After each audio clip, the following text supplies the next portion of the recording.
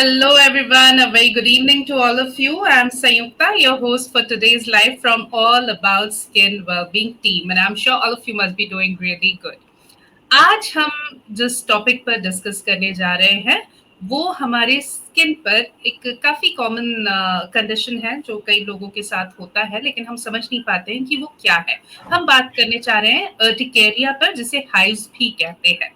तो कैसा दिखता है, क्यों होता है, किस तरह से डायग्नोसिस होता है और कैसे ट्रीटमेंट पॉसिबल है, इन सब विषयों पर आज हम बात करेंगे। और हमारे साथ इस पर बात करने के लिए लातूर महाराष्ट्र से जुड़ गई है डॉक्टर दिशा ओहल। आप एमबीबीएस हैं, डीडीबी हैं, आप डर्मेटोलॉजिस्ट हैं, स्किन और हेयर एक्सपर्ट हैं और 10 से भी ज्यादा सालों का आपको एक्सपीरियंस है इस फील्ड में। बहुत बहुत स्वागत है आपका doctor Disha. Hello everyone, good afternoon. I am doctor Disha Owal और मैं आज अर्टिकेरिया के बारे में आपको बताऊंगी। बिल्कुल। अर्टिकेरिया जी बिल्कुल, सबसे पहले तो यही हम आपसे जानना चाहेंगे कि अर्टिकेरिया है क्या। बहुत से लोगों को पता ही नहीं होता कि ये क्या है, ये टर्म इतना लोगों को नहीं पता होता है। हाँ, तो अर्टिकेरिया वैसे ये इंग्लिश टर्म है। तो इसका मतलब बहुत लोग ऐसे बोलते हैं कि मुझे पित्त होता है, पित्ती होती है या लाल कलर के उभरे हुए दाने आते हैं हमारे शरीर पर। तो बहुत लोग इसे एसिडिटी से कोरिलेट करते हैं और कहते हैं कि मुझे एसिडिटी हो गई, पित्त हो गया और इसलिए मुझे शरीर पर खुजली हो रही है। तो कॉमन लोगों की लैंग्वेज में इसे पित्त कहते हैं या पित्ती कहते हैं। तो इसे इंग्लिश में अर्टिकेरिया कहते हैं, जिसमें हमारे शरीर पर लाल कलर के ऐसे उभरे हुए दाने आते हैं और कुछ देर तक रहते हैं। किसी को आधे घंटे रहते हैं, 1 घंटा रहता है। बहुत ज्यादा खुजली होती है, सर से लेके पांव तक कहीं भी ये आ सकते हैं। और फिर जब वो आधे घंटे बाद या 1 घंटे बाद अपने आप वो कम होने लग जाते हैं या फिर पेशेंट जनरली मेडिकल से एक आधी गोली लेता है और वो खाने के बाद उसके वो कम हो जाते हैं। लेकिन ये उसे हमेशा रिपीट रिपीट होते रहता है। तो कई बार पेशेंट वो 1-2 बार दिखाकर या कभी वो गोली जैसे जरूरत पड़ी वो खाकर वो कम कर लेते हैं, लेकिन उन्हें पता नहीं रहता है कि एग्जैक्टली हो क्या रहा है। दिखने में कभी कभी वो पूरा लाल लाल हो जाता है और दिखने में वो उन्हें लगता है कि कोई भयंकर बीमारी हो गई, कि इतना ज्यादा लाल हो गया है ऐसा। तो उसे अर्टिकेरिया कहते हैं। जी, तो डॉक्टर ये होता क्यों है, इनके मेन कॉजेज क्या हैं? इसके कई अलग अलग कॉजेज है और जितने पेशेंट्स मैं देखती हूँ उसमें से कई पेशेंट में कारण समझता भी नहीं है। अब इसमें कुछ इसके कारण है, जैसे कि 10% लोगों में ये किसी एलर्जी की वजह से होता है। जैसे ज्यादातर लोगों में ये पाया गया है कि जिन्हें सर्दी की एलर्जी होती है, जैसे ठंड में जाने के बाद छींके आना शुरू हो जाती है। तो ऐसा जिनमें होता है उन्हीं लोगों में ये अर्टिकेरिया भी दिखाई देता है। मतलब उनका सिस्टम है वो सेंसिटिव है और वो उनमें एलर्जी है। तो जैसे ठंडी में जाके उनका नाक सेंसिटिव हो जाता है और उन्हें छींके शुरू हो जाती है, वैसे ही कोई चीज उनके कांटेक्ट में आती है तो उन्हें, जैसे धूल है या फिर जैसे बारिश के दिनों में कुछ पराग कण होते हैं, वो हम कांग्रेस ग्रास बोलते हैं, उसके पराग कण होते हैं। या फिर कोई खुशबू वाली चीजें हैं, जैसे कि परफ्यूम है, डिओड्रेंट है, खुशबू का तेल, साबुन, ये कोई भी चीजें अगर बाजू में भी कोई आदमी गुजर गया है जिसके पास वो परफ्यूम मारा हुआ है तो उसके भी कॉन्टेक्ट से, या फिर उन्होंने खुद ने कुछ लगाया है केमिकल्स, कभी केमिकल वाली मेहंदी जो हीना है या फिर हेयर डाई है, किसी को यहाँ पे बिंदी लगाते हैं उससे, ये कोई भी चीजें एलर्जी वाली चीजें या फिर धूप, धूल, ऐसी बहुत सारी चीजें हैं जिनके कांटेक्ट में आते ही ये लोगों को होने लग जाता है। ये हो गया। कुछ 10% लोगों में तो कुछ खाने से होता है, मतलब उस दिन वो चीज खाई है तो उन्हें ये इचिंग महसूस होती है। फिर अगली बार वही चीज फिर से खाते हैं, जैसे कि मूंगफली हो गया, किसी को प्रोटीन की एलर्जी होती है तो दूध, दही, दूध के प्रोडक्ट्स या फिर अंडे। तो वो स्पेसिफिक चीज जब जब खाते हैं, मशरूम हो गया, तब तब उन्हें वो प्रॉब्लम होती है। तो समझने का कि ये उस चीज को खाने से हो रहा है। और कांटेक्ट और ये और कुछ है स्पॉन्टेनियस होता है, जैसे कि ठंडी से होता है, किसी को बर्फ अगर हमने यहाँ रखा है तो उसके कांटेक्ट के बाद उसकी वजह से होता है। तो ठंडी से, और किसी किसी को प्रेशर अर्टिकेरिया होता है, यानी जैसे अभी समझो साड़ी पहनी है या फिर जेंट्स ने यहाँ बेल्ट लगाया है कमर पे, तो बराबर उसी जगह पे जहाँ पे बेल्ट का कांटेक्ट है उसी जगह पे लाल लाल स्किन हो जाएगी, सूजन आएगी और वहाँ पे फिर इचिंग शुरू हो जाएगी। तो जहाँ-जहाँ बेल्ट होते हैं, जहाँ-जहाँ प्रेशर है, जैसे घड़ी बाँधी हुई है, तो उतने जगह पे हुँ। प्रेशर है, तो वो उसी जगह पे जिम में जो काम करते हैं, वो समझो उठाया है हमने, वेट उठाया है, तो बराबर ये दोनों पाम्स खुजाने लग जाते हैं, तो ऐसा प्रेशर अर्टिकेरिया होता है। तो ऐसे इसके अनगिनत अलग-अलग कारण होते हैं। सभी पेशेंट्स में अलग-अलग एक से ज़्यादा कारण भी देखे जा सकते हैं। बिल्कुल, तो कई कारण हैं, कई वजह हो सकती है अर्टिकेरिया की। ज़रूरत इस बात की है कि हम ध्यान रखें, अगर अर्टिकेरिया है तो एक अच्छे डर्मैट से ज़रूर संपर्क करें।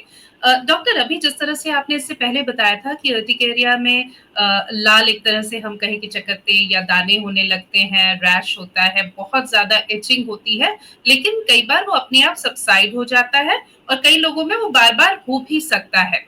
क्या अर्टिकेरिया एक बहुत सीरियस कंडीशन भी हो सकता है, या सिर्फ खुजली बहुत अनोइंग है, बार-बार होती है, कहीं न कहीं आपका लाइफ़स्टाइल उससे काफ़ी हैम्पर होता है, यही उसके साइड इफ़ेक्ट्स हैं, या कोई खतरनाक चीज़ भी, या हम कहें कि लाइफ़ थ्रेटनिंग या सीरियस भी कंडीशन है ये?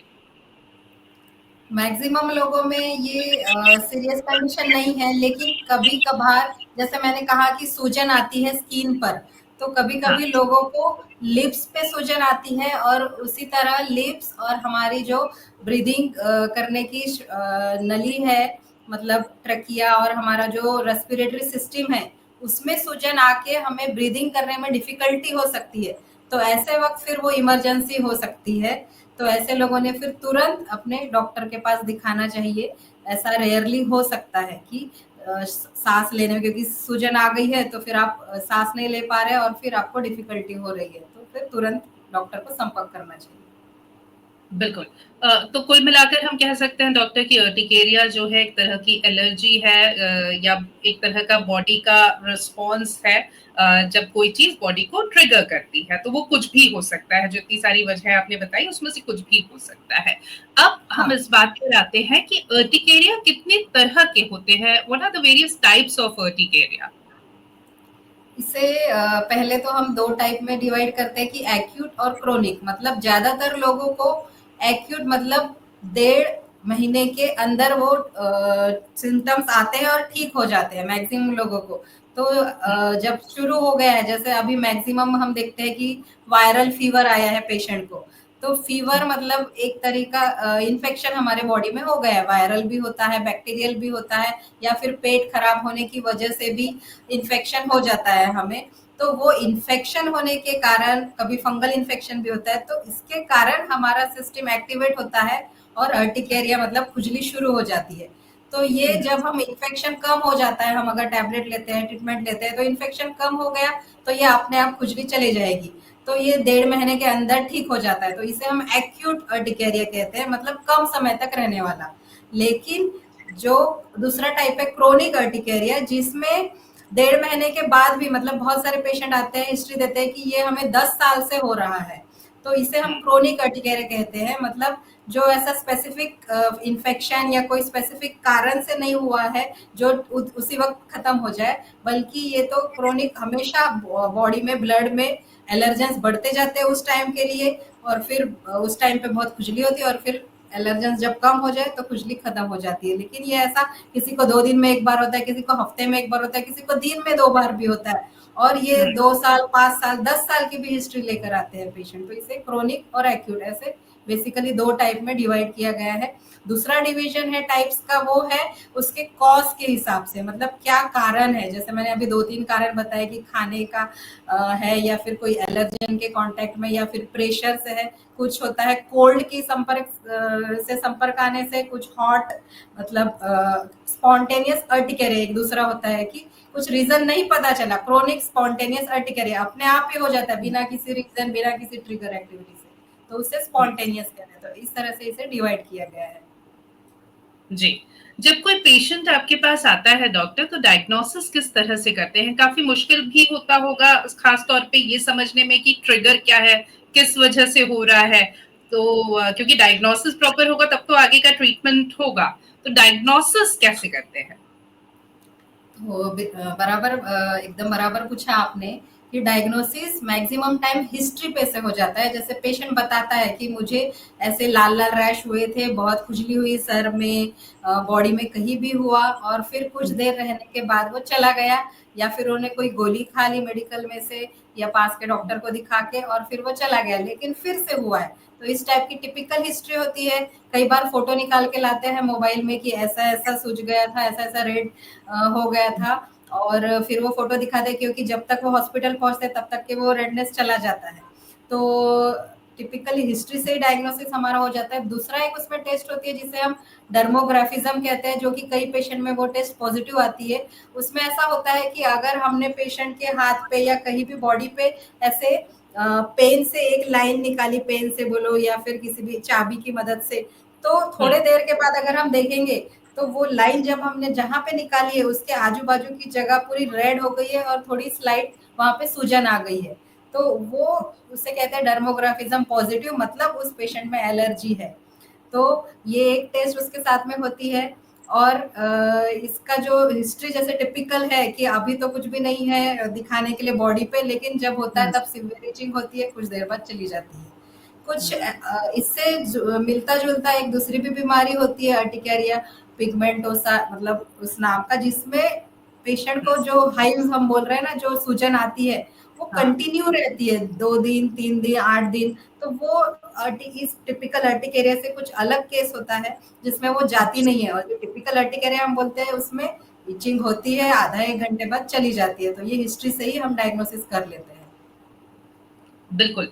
फिर क्या आप, क्योंकि आपने पहले बताया ना कि कई बार पेशेंट बताते हैं कि जैसे उन्होंने नट्स खाए, जब खाए तब उन्हें आर्टिकेरिया हुआ, या प्रेशर आर्टिकेरिया, या बहुत ठंडा या बहुत गर्म, तो तमाम तरह के जो वजह हमने डिस्कस की थी। तो क्या उनसे ब्रीफ हिस्ट्री कुछ दिनों की भी ली जाती है कि पिछले कुछ दिनों में ऐसा क्या किया, या कई बार होता है कि जब तक पेशेंट डॉक्टर के पास पहुंचता होगा वो याद ही नहीं कर पाता होगा कि उसने क्या क्या किया, तो कोई डायरी मेंटेन करना, इस तरह का भी कोई प्रैक्टिस होता है डायग्नोसिस के लिए डॉक्टर? हाँ, एग्ज़ैक्टली, क्योंकि पेशेंट को हम बहुत सारे क्वेश्चन पूछते हैं, तो उसमें से फिर उसे याद आता है, या कभी-कभी एक इम्पोर्टेंट हिस्ट्री, मेडिसिन की भी हिस्ट्री पूछते हैं हम।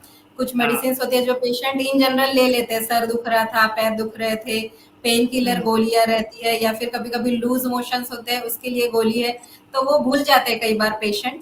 तो ये हाँ। सब चीज़ें, या फिर कुछ किसी चीज़ के कॉन्टैक्ट में आए हैं, आप खेत में गए थे क्या? ये हम पूछते हैं। तो खेत में गए हैं मतलब आजू-बाजू में पूरी घास है और बारिश के दिन है उस वक़्त, या फिर हाँ। उस वक़्त धूल, मतलब बाजू में सीमेंट का काम चालू है, कंस्ट्रक्शन, ऐसी कई इम्पोर्टेंट चीज़ें हैं, हिस्ट्री में पूछते हैं, तो पेशेंट फिर दिमाग पर ज़ोर डाल के याद करके बताते हैं, या फिर हम उनको बोलते भी हैं कि आप लिख लो, लिख के रखो या याद करके बताओ कि किसी चीज़ के लिए कोई गोली खाई थी, या इन किसी भी चीज़ में से आपका किसी से कॉन्टैक्ट हुआ था क्या? इन चीज़ों में से किसी चीज़ से कॉन्टैक्ट हुआ था क्या? तो बहुत बार हिस्ट्री मिल जाती है, पर जैसे मैंने कहा कि कई पेशेंट्स में ये सब चीज़ें नहीं भी होके भी उन्हें एलर्जी और अर्टिकेरिया होता है, यानी मिलेगा ही कारण, ऐसा नहीं है।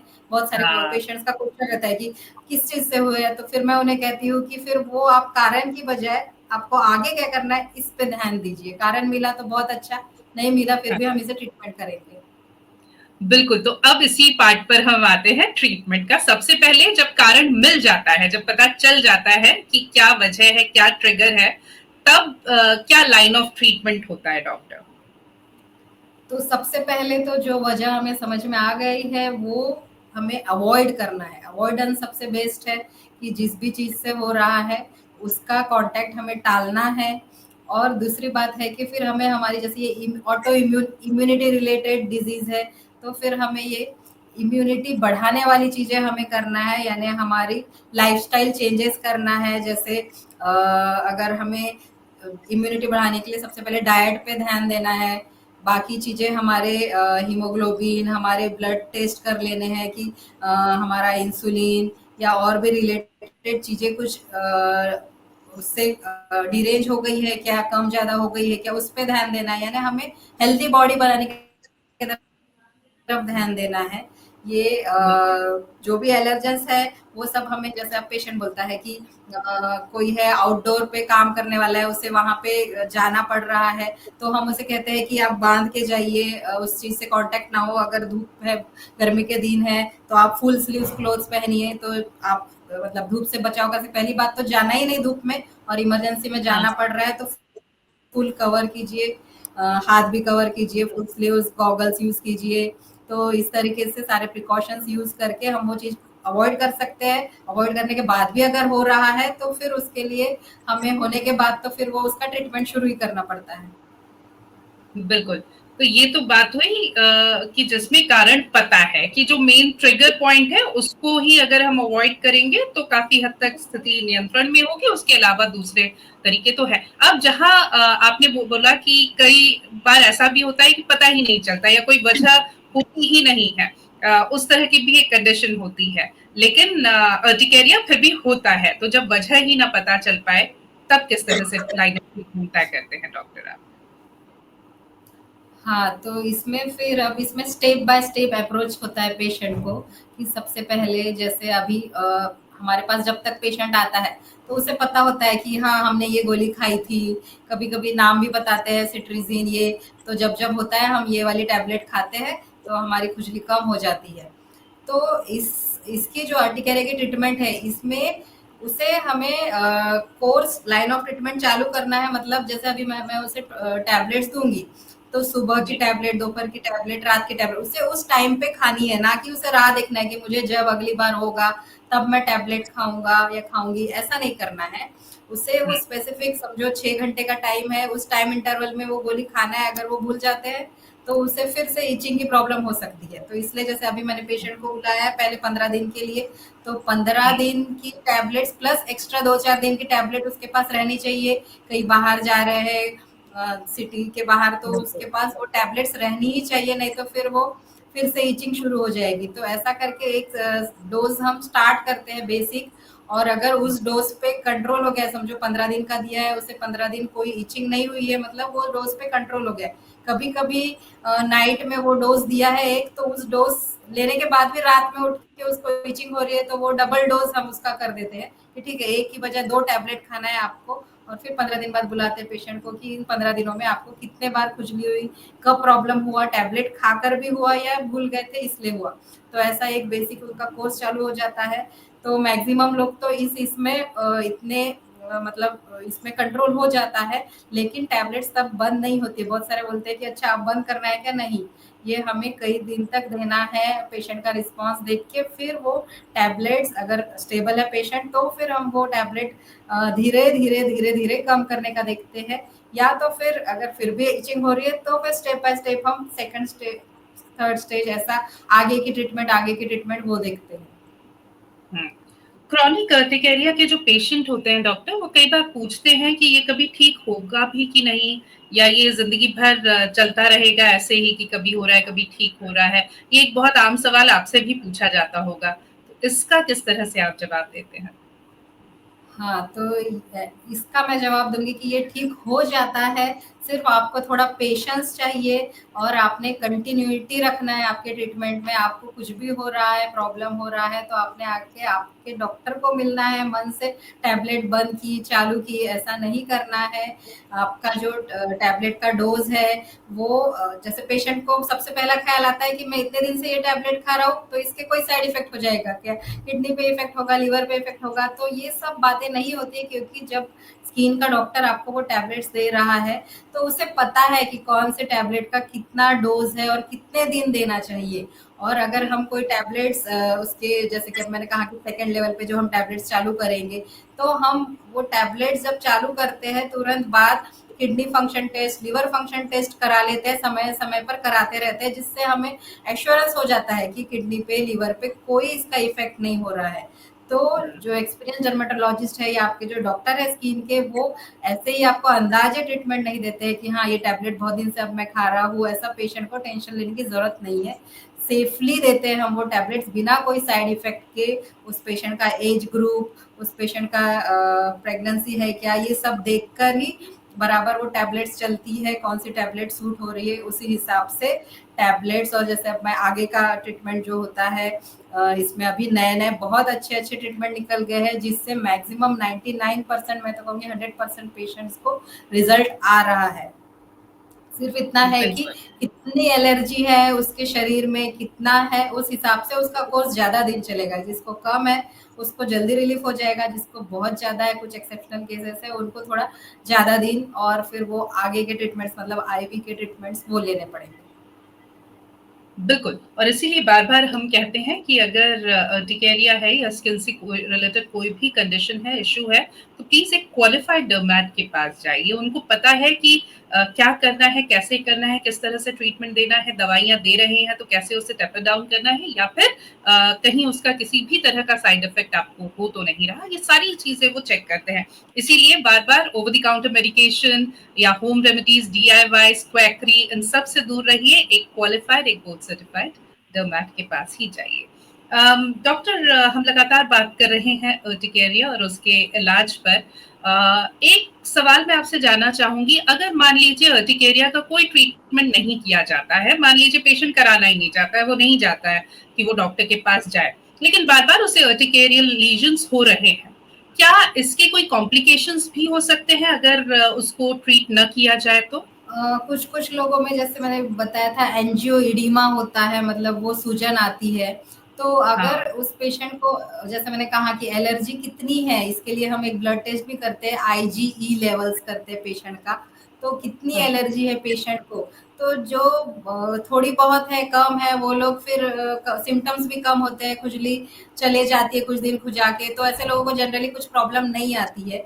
पर कभी-कभी ऐसा होता है कि वो लोगों ने कुछ प्रिकॉशन नहीं लिया, उन्हें पता ही नहीं है कि उन्हें इस चीज़ की एलर्जी है और सडन एक्सपोज़ हो गए हैं उस चीज़ को, तो फिर उन्हें जैसे मैंने कहा कि अचानक से कुछ सीवियर सूजन आके वो एंजियोइडिमा या फिर सीवियर इचिंग ऐसा कुछ हो सकता है। तो ऐसे केसेस में फिर आजकल सभी अवेयर हो गए हैं कि स्किन के डॉक्टर के पास जाना है। तो ये मतलब दिखा देना और अपनी लाइफ कंफर्टेबली जीना, वो आजकल सभी लोग प्रीफर कर रहे हैं। बिल्कुल। अच्छा, स्ट्रेस की वजह से भी अर्टिकेरिया होता है क्या डॉक्टर? हाँ, स्ट्रेस की वजह से भी अर्टिकेरिया होता है और ट्रिगर होता है। जैसे अगर समझो जी। मैं 2 पेशेंट ट्रीट कर रही हूँ, एक है जिसकी लाइफ में काफ़ी स्ट्रेस है, तो उसे मुझे ट्रीटमेंट ज़्यादा दिन देनी पड़ती है और उसे बार-बार ट्रिगर होता है।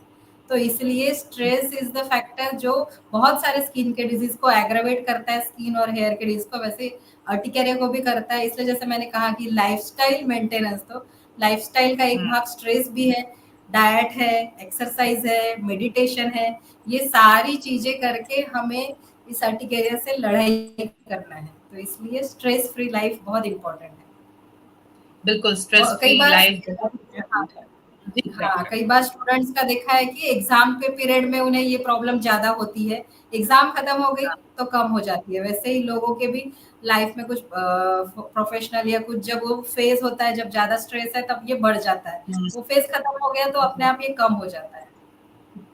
बिल्कुल। और हम सब ये जानते हैं, एक तो स्ट्रेस नॉर्मल एक बना ही रहता है, सबका अपना-अपना स्ट्रेस है, लेकिन जो स्ट्रेसफुल फेज़ आते हैं वो जाते भी हैं, इसलिए अपना ध्यान रखना, अपनी लाइफ़स्टाइल को इस तरह से बनाना कि उसमें कुछ वक़्त हम अपने लिए, अपनों के लिए रखें और स्ट्रेस फ्री रहें, ये बहुत ज़रूरी है। जो पसंद है वो कीजिए, अपने आप को बिज़ी रखिए, पॉज़िटिव रखिए, ये बहुत ज़रूरी है। डॉक्टर, कई लोग, कई पेशेंट्स ये भी शिकायत करते हैं कि दिन में तो वो ठीक रहते हैं, लेकिन रात को उनके जो अर्टिकेरियल लीजन्स है, वो उन्हें काफी तकलीफ देते हैं, बहुत ज्यादा इचिंग होती है। क्या ये बात सही है?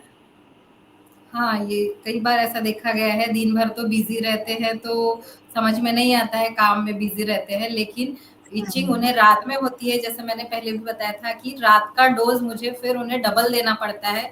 अगर आज मैंने उन्हें टैबलेट्स दी है और रात में उठकर इचिंग बहुत ज़्यादा बढ़ गई है, तो मैं उन्हें उसी वक़्त बता देती हूँ कि आपको ये 2 टैबलेट्स रात में लेना है, एक साथ, ताकि रात भर फिर आप उनकी नींद हो सके। तो ऐसा बहुत सारे पेशेंट में देखा गया है कि रात में ज़्यादा इचिंग है। तो वो टैबलेट का डोज़ हम 4 टाइम्स 5 टाइम्स बढ़ा सकते हैं, इसलिए मैं उन्हें बोलती हूँ कि फिर आप ये 2 टैबलेट्स एक साथ लीजिए, कोई प्रॉब्लम नहीं आएगा। बिल्कुल। कई पेशेंट्स इस बात की भी शिकायत करते हैं कि वो बहुत टायर्ड, बहुत ही फटीग, बहुत ही थके हुए महसूस करते हैं। हाँ, सही बात है। अर्टिकेरिया की वजह से एस्थेनिया मतलब थक जाना, ये भी एक उसका सिम्पटम है। तो इसीलिए जैसे अभी आपने पहले पूछा था कि विदाउट ट्रीटमेंट भी रह सकते हैं क्या? तो थोड़ा बहुत एलर्जी है, वो विदाउट ट्रीटमेंट रहते हैं, लेकिन जैसे ये बढ़ना है कभी-कभी स्ट्रेस की वजह से या और कई ट्रिगर फैक्टर से ये जब बढ़ता है, तो फिर इसलिए सिस्टमैटिक इसकी ट्रीटमेंट लेना ही अच्छा है। कोई डाइटरी प्रिकॉशंस डॉक्टर, क्या खाना है, क्या नहीं, जो आप अपने पेशेंट्स को बताते हो?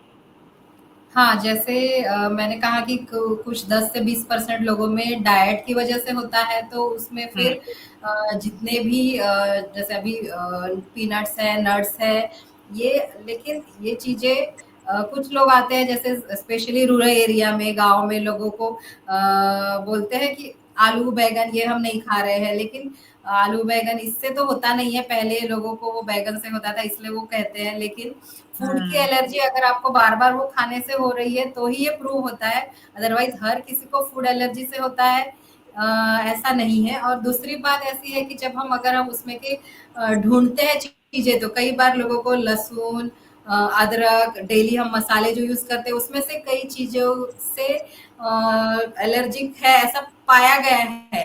तो हुँ, जैसे अब टमाटर है तो वो हम अवॉइड कर सकते हैं, लेकिन कुछ चीज़ें ऐसी हैं जो रोज़ की सब्ज़ी में डाली जाती है। तो फिर हाँ, अगर वो ज़्यादा ही आपके रोज़ के इसमें इंटरफेयर कर रहा है, वो चीज़ से तो हम उसे अवॉइड कर सकते हैं, लेकिन कभी-कभी हर चीज़ अवॉइड करना मुश्किल होता है। सब्ज़ी कई बार पेशेंट बोलेगा कि सब्ज़ी की टेस्ट भी नहीं आ रही, उसमें मैंने कुछ डाला ही नहीं, एकदम ब्लैंड खाना नहीं खा सकते। तो ऐसे वक़्त फिर हम पेशेंट को बोलते हैं कि ठीक है, आप आपका खाना जो भी है रूटीन का वो चालू रखिए, क्योंकि वो उससे उसकी बजाय हुँ, हम आपका बॉडी ही सिस्टम ही स्ट्रॉन्ग करने पे ध्यान देते हैं, ऐसा हुँ। बोलते हैं। कई बार ऐसा भी होता है डॉक्टर कि हमें यहाँ बचपन से। क्वेश्चंस लिख रहे हैं जी। हाँ, हाँ, उनको भी हम लेंगे, उन सवालों को भी हम लेंगे।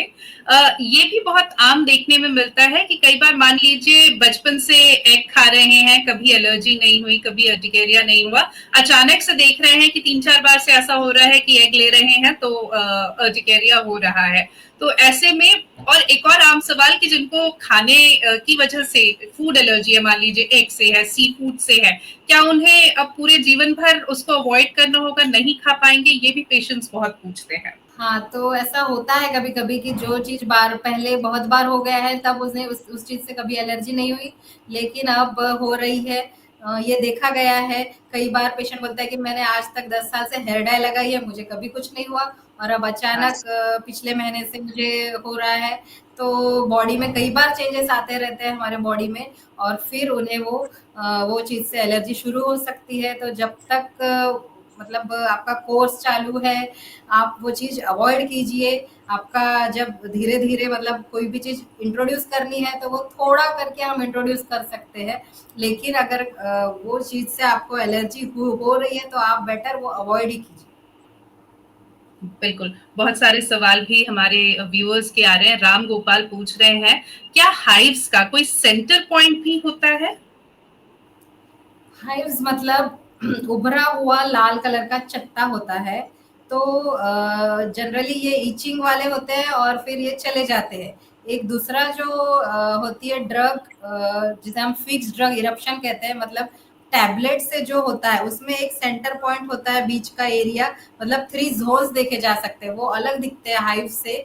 और वो सिर्फ़ और सिर्फ़ किसी गोली से पेन किलर बोलो या फिर लूज मोशन की गोली, ऐसे किसी गोली से होती है, तो उसमें वो 3 कलर का आपको राउंड चट्टा दिखाई देता है, तो दैट इज़ डिफरेंट। बट ये हाइव्स जो होते हैं, ये राउंड कलर के उभरे हुए दाने ही होते हैं जो कि 5 सेंटीमीटर्स तक के भी हो सकते हैं। हुँ। सुमित सेन है, पूछ रहे हैं, क्या बिना रैश के भी अर्टिकेरिया होता है? हाँ, हो सकता है विदाउट रैश भी किसी को जनरलाइज़्ड प्यूराइटिस मतलब पूरे बॉडी पे इचिंग हो सकती है, लेकिन फिर ऐसे केसेस को थोड़ा डायग्नोसिस अलग हो जाता है।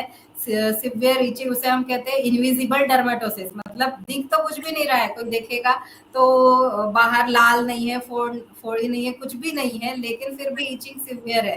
तो हुँ, ऐसे केसेस में फिर हमें दूसरे कॉजेज़ ढूँढना पड़ता है और फिर मतलब अर्टिकेरिया, वो उसे हम टिपिकल अर्टिकेरिया नहीं कहेंगे, फिर उसे फिर और कुछ अलग टाइप से होता है वो, अलग मतलब लीवर के फिर हम टेस्ट करेंगे, कोई एंजाइम्स बढ़ गए उसकी वजह से हो सकते हैं, और कई अलग कारण होते हैं उसके। बिल्कुल।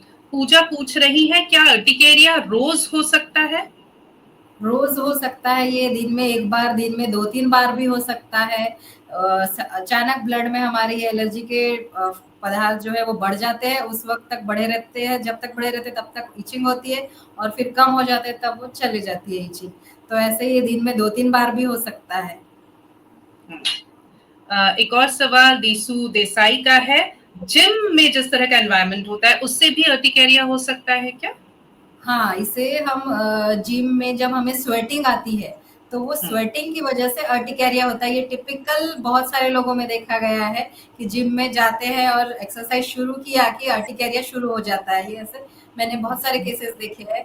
तो फिर ऐसे लोगों को फिर वो स्वेटिंग इंड्यूस्ड अर्टिकेरिया कहा जाता है। तो ऐसा हो सकता है। ओके। टीना भार्गव है, पूछ रही हैं कि क्या कपड़ों के फैब्रिक की वजह से भी अर्टिकेरिया हो सकता है, कोई खास किस्म का फैब्रिक? हाँ, बिल्कुल हो सकता है। कई बार सिंथेटिक फैब्रिक जो स्किन फ्रेंडली नहीं है, उसकी वजह से भी होता है, या फिर कई बार ऐसा होता है कि कोई कपड़े हैं जो हमने कबर्ड में रख दिए और कई दिनों बाद निकाले हैं, और वो पहनने के बाद अर्टिकेरिया शुरू हो गया, या फिर जो एकदम न्यू लाया है शॉप से बट विदाउट वॉश हमने पहन लिया, उससे भी हो सकता है। तो जनरली अर्टिकेरिया फिर सॉफ्ट कॉटन क्लोथ्स या फिर जो स्किन फ्रेंडली है, ऐसे क्लोथ्स हमने प्रेफर करने चाहिए।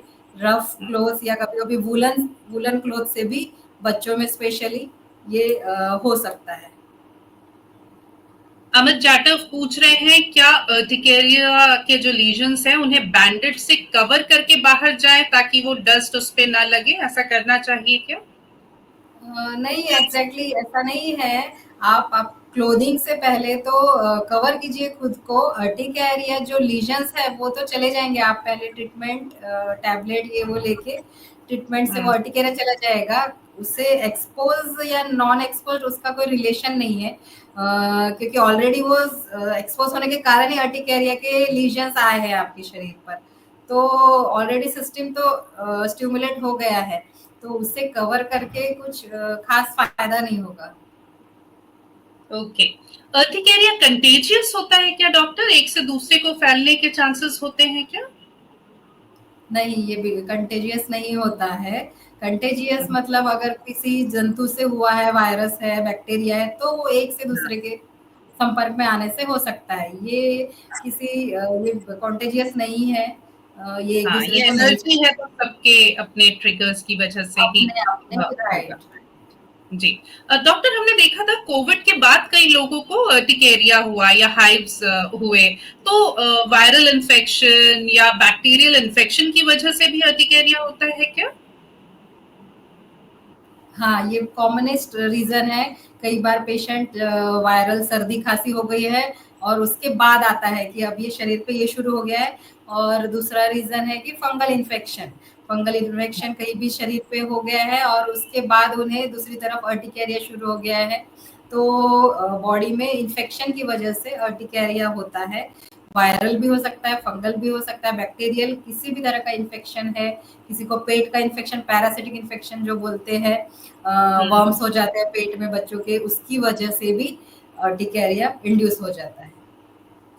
एक हमारे व्यूअर हैं, वो पूछ रहे हैं कि क्या मॉनसून सीजन में अभी जो इस तरह का वेदर है अर्टिकेरिया होने के चांसेस बढ़ जाते हैं? हाँ, मानसून में अर्टिकेरिया ज़्यादा होता है, क्योंकि मानसून में पोलन ग्रेन्स ज़्यादा होते हैं, और जैसे मैंने एक स्पेसिफिक ग्रास बोली थी, पार्थेनियम उसका नाम है, कांग्रेस ग्रास बोलते हैं उसे लोकल लैंग्वेज में। तो वो हर तरफ जैसे बारिश आती है तो हर तरफ हम देखते हैं कि घास फूस उग जाती है।